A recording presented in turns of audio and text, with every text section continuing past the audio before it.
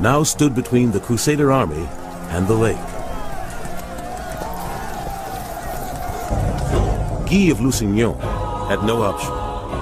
In a desperate bid to reach the water, he ordered a charge on Saladin's men.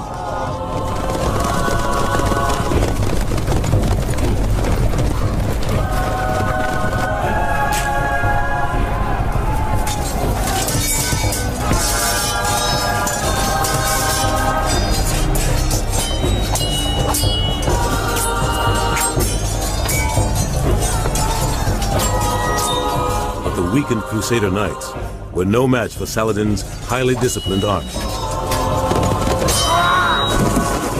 Charge after charge was repelled by the Muslims.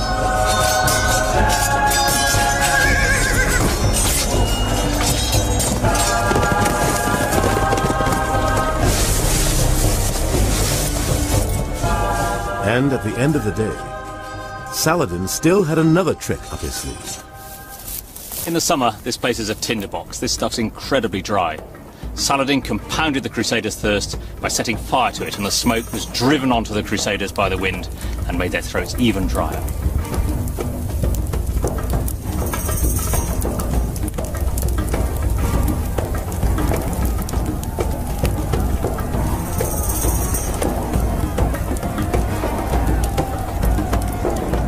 The Muslim soldiers piled on the misery, creating a terrible constant noise, drums, cymbals, chanting, to inflict fear and foreboding on the Crusader army. It must have been an awful experience to be stuck out in the open, knowing that really the following day you were likely to meet your death. On the morning of July 4th, the Christians who remained prepared to make a final stand. The foot soldiers saw here the horns of HaTTin, an old Iron Age fort where they thought they could be safe. They marched up this ascent here, and here in the crater was set up the red tent of King Guy of Lusignan.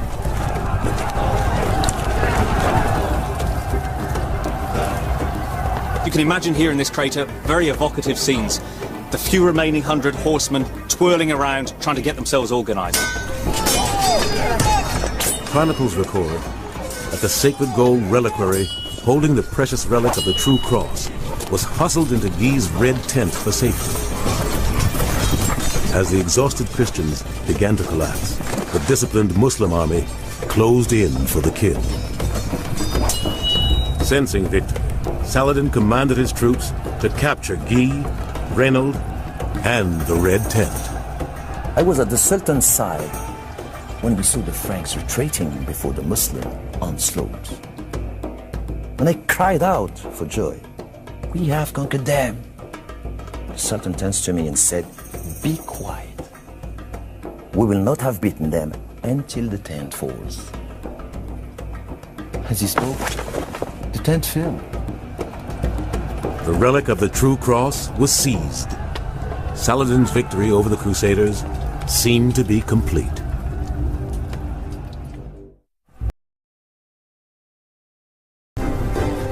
But there was no mercy for the Hospitallers and the Templars, the finest knights of the Crusader states, dedicated to fighting the forces of Islam. The Sultan chose to put them to death, to kill them all without exception. It was partially the decision of Saladin to impose some shock and awe. These, you say, are your best warriors. There, they exist no longer.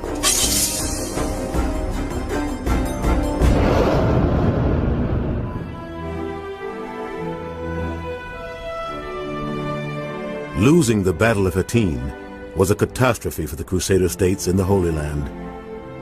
Guy and the Kingdom of Jerusalem had lost almost everything. They had stripped almost every castle, almost every city of its defenders. They had, as it were, gathered up all their dice in their hand and thrown it, and they had all turned up wrong. The Christian army had been annihilated, and the King of Jerusalem was now a prisoner of Saladin. Saladin's dream was finally realized. I think it's true to say that HaTTin is a key victory for Saladin, and that he's aware that this is a moment in history in which he's going to be able to make his mark in Islam. Saladin could justify all the years of struggle to bring his people together. He had delivered the crushing victory they so desired. They drank the cup of fate, and the spears courted them. The horses' hooves massed dust clouds for them, merged together by the thunder of neighing horses, with the lightning of polished swords flashing alongside them. This was a hard day for the unbelievers. God decreed the victory of our faith.